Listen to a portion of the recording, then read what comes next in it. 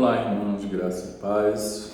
Aqui estamos de volta para o primeiro vídeo da nossa última aula de mordomia cristã. Eu quero responder aquelas perguntas que fizemos com base no livro de Paulo José, Desmistificando o Dízimo. Como vocês já viram, é um livro muito bom, embora cada um, claro, pode avaliar e poder analisar aquilo que você pode absorver ou não. Eu queria fazer isso de maneira que pudéssemos refletir a respeito das respostas. Mas eu quero pedir uma coisa para vocês, que vocês só assistam esse vídeo com essas respostas depois que vocês responderem o questionário que estão com vocês, tá bom? Vocês fazendo dessa forma, vocês vão ter um bom aproveitamento. Mas se vocês não responderem e ficarem aguardando para assistir o vídeo e responder, não terão um bom aproveitamento, tá bom? Então vamos lá, o primeiro questionário que passamos da página 84 até a 93, algumas perguntas. Então vamos lá. Primeira pergunta, de acordo com a pesquisa do autor, quais os séculos em que o dízimo era algo estranho à igreja?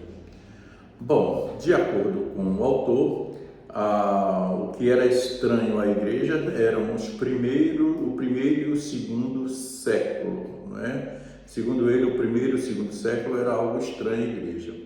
Claro que quando ele usa o termo estranho, eu interpreto, certamente pode não ser o pensamento do autor, mas eu interpreto como no sentido de que não era legal, não tinha a obrigatoriedade de lei.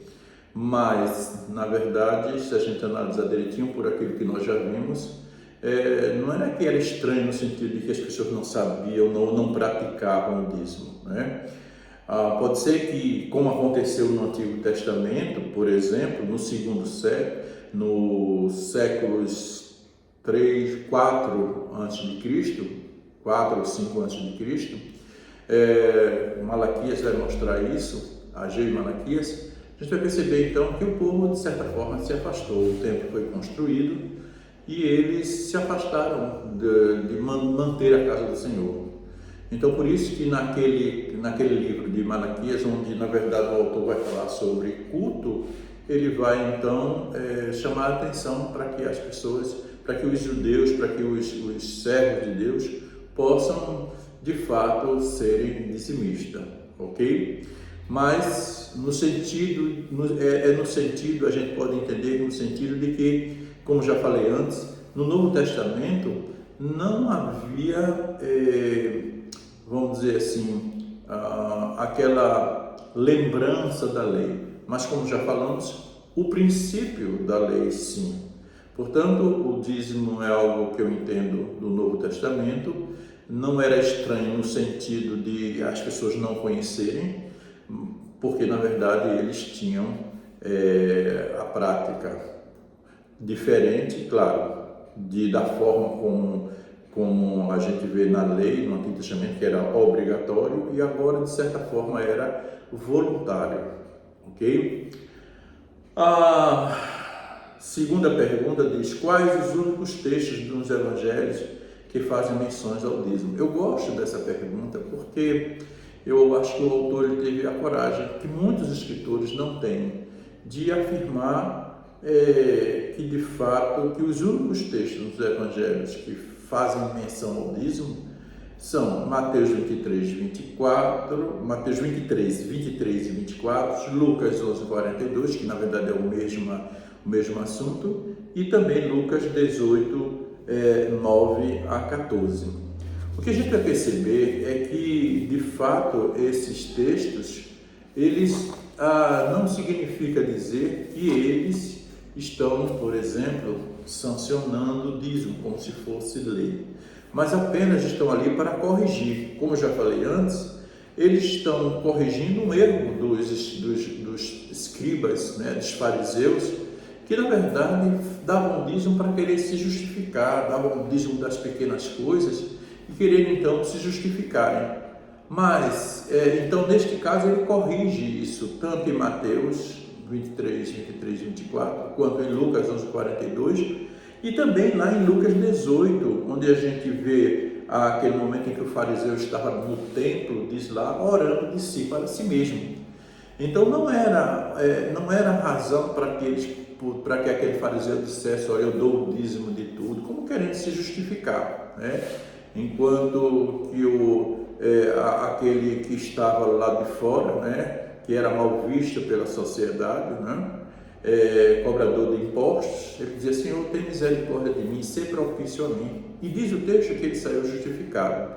Então não é o fato de aquele fariseu dar dízimo, mas o fato dele querer se justificar. Portanto, se partimos do princípio de que Mateus 23, Lucas 11, 42 e Lucas 18, 9, 14 eram a correção, logo pressupõe uma prática correta do dízimo naquele momento, considerando o princípio já estabelecido. Pergunta 3. O autor diz que o objetivo de Jesus não é ensinar a respeito do dízimo, mas fazer uma crítica. Crítica a quê? Na verdade, as palavras de Jesus é uma crítica a um modo de vida hipócrita dos fariseus, de acordo com o autor, que adotavam uma religiosidade formal dirigidas às práticas exteriores. Um pouco daquilo que eu falei na resposta anterior, né? Sem uma real contrição com Deus, apenas voltado para si, para exteriorizar uma religiosidade. Ok? Pergunta 4. A raiz da hipocrisia atacada por Jesus nesses textos reside exatamente em uma prática em relação ao dízimo. Qual é essa prática? Bom, irmãos, a prática legalista do dízimo. Vejam que essas perguntas estão conectadas umas com as outras e na medida em que eles estavam se preocupando em dar o dízimo numa perspectiva exterior, na verdade eles estavam sendo legalistas e não era a questão de dar o dízimo por uma questão legal. A gente sempre tem dito aqui que, na verdade, o dízimo é voluntário, é por amor, é por fé, e não cabe a questão da legalidade. Agora, o fato de não ter legalidade não extingue um princípio a ser praticado, tanto no Novo Testamento quanto nos nossos dias. Portanto, a raiz da hipocrisia estava exatamente na prática legalista do dízimo. Quinta pergunta. Segundo o autor, existem algumas menções no dízimo em Atos, de dízimo em Atos. Bem, a resposta é simples, porque em todo o livro de Atos não existe, na verdade, uma única menção do dízimo.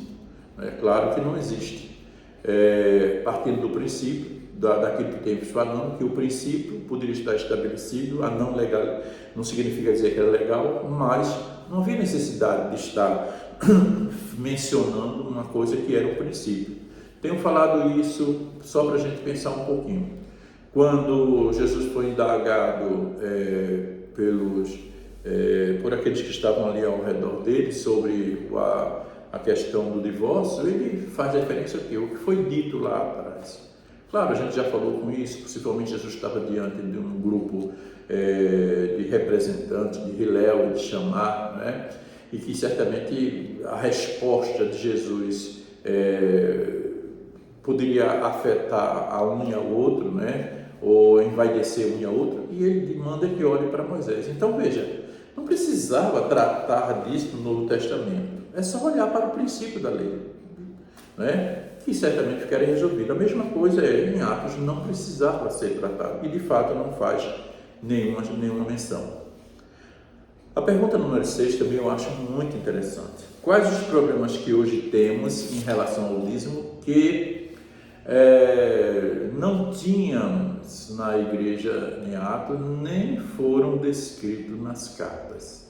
Essa é uma coisa bem interessante. Na verdade, os problemas que nós enfrentamos hoje que não tínhamos eram pessoas que não contribuem com o dízimo, pessoas que contribuem menos, ou pessoas que não aceitam o dízimo. O problema é que exatamente a gente vive isso hoje. Pessoas que de repente não querem contribuir, acham que não devem contribuir. Bom, e também pessoas que contribuem menos, que colocam o seu percentual conforme ele quer, e também pessoas que não aceitam o dízimo de forma nenhuma.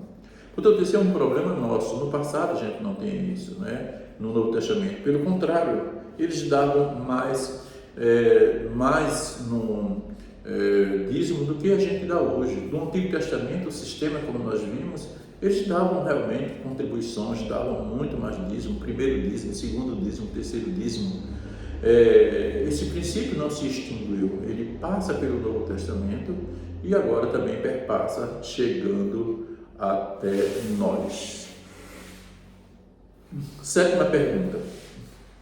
A forma como a igreja primitiva vivia, de acordo com Atos 2, 44, 45, 4, 32, 4, Atos 4, 34 a 35, tinha um objetivo de sustentar a estrutura clerical ou suas próprias vidas como comunidade?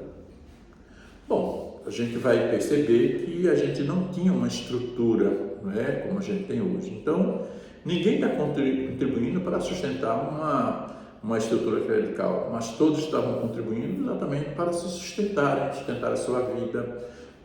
E eu falo vida em comunidade, vida cristã, vida em comunidade, que faz com que eles pudessem viver a vida cristã de forma tranquila, sem aperto, sem que ninguém tivesse de fato necessidade, né? A oitava pergunta. Qual a recomendação que os apóstolos fizeram a Paulo? A resposta também é simples, que eles deveriam lembrar dos pobres, né? Nas cartas de Paulo a gente vai ver o apóstolo Paulo, fazendo, vamos dizer assim, uma arrecadação, consignação para aqueles que iam para Jerusalém, né? Poderem levar para eles lá. A gente já viu lá, acho que Coríntios capítulo 6, versículo 9, ou capítulo 9, não me lembro exatamente o texto, mas para que eles levassem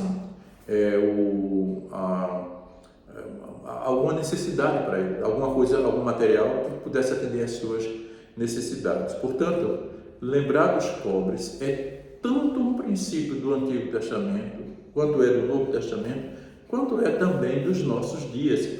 Veja, eu sempre procuro fazer essa sincronia, Antigo Testamento, Novo Testamento e os nossos dias. Se aquilo que é princípio no Antigo Testamento não é aplicado no Novo Testamento, certamente não seria aplicado a nós. Mas se é aplicado no Novo Testamento, é aplicado a nós. Essa conexão de Antigo Testamento, Novo Testamento e os nossos dias é fundamental para a nossa prática da vida cristã em qualquer situação ou necessidade. E aqui no caso dos pobres. Tanto no Antigo Testamento havia uma preocupação com os pobres, no Novo Testamento há uma preocupação com os pobres. Hoje também devemos ter essa preocupação com os pobres. Nona questão. Nas cartas gerais há alguma menção sobre o dízimo? Bom, a resposta também é simples. Da mesma forma como no livro de Atos, em nenhuma das cartas gerais a gente encontra alguma menção do dízimo, seja de forma específica, seja de mero comentário acidental, né? Desculpe. Pergunta número 10. Quais os textos bíblicos citados pelo autor que falam do cuidado com os órfãos, viúvas e sobre a beneficência da avareza? Bom, a gente vê lá Tiago 1,27, né, que ele diz: com efeito, a religião pura e sem mácula diante de Deus nosso Pai consiste nisto, em assistir os órfãos e as viúvas em suas tribulações e em guardar-se livre da corrupção do mundo. Hebreus 13,16 vai dizer: não vos esqueçais da beneficência e da comunhão, porque são antes os sacrifícios que agradam a Deus. Portanto, os textos que falam sobre o cuidado com órfãos e viúvas que, como eu falei nesse tanto, também é uma preocupação do Antigo Testamento, é uma preocupação do Novo Testamento, é uma preocupação também dos nossos dias. Pergunta número 11. O texto de Hebreus 7, versículo de 1 a 8, tem o objetivo de falar sobre dízimo ou provar a superioridade de Cristo. Claro que ali o objetivo não é falar de dízimo. O dízimo, né, no grego dídimo, né, da ideia de dar, entregar, devolver. Na verdade, o texto lá vai mostrar isso, tem como objetivo provar a superioridade de Cristo, que Cristo era superior a todos, aos profetas, porque ele de fato está acima de todos. Portanto, também é uma resposta simples. Pergunta número 12. Os ofícios de Cristo são profeta, sacerdote e rei. Jesus era sacerdote e não recebia dízimos. Quem era responsável para receber os dízimos da comunidade de modo geral? Eram os levitas, desde o Antigo Testamento, que recebiam os dízimos, né? Isso aí é uma forma clara. No Novo Testamento a gente vai perceber que a comunidade, eles chegavam até a dar mais do que o dízimo. Eu creio que no Novo Testamento, o princípio de Atos 2 em especial, eles davam o dízimo não naquela perspectiva do referencial mínimo, que na verdade a gente pratica hoje, mas numa perspectiva muito mais voluntária. Assim como no Antigo Testamento eles davam muito dízimos e ofertas, né, muito mais do que nós hoje, também no Novo Testamento eles ultrapassavam, então não precisava de um referencial mínimo, né? Por quê? Porque eles davam tudo, né? Lembramos que eles entregavam tudo aos pés dos apóstolos, e foi por conta disso que Safira e Ananias morreram, não por causa da quantidade, porque eles deram 50%, né? Poderíamos até dizer que eles eram, vamos dizer assim, os maiores, um dos maiores dizimistas, mas não, a questão não estava aí.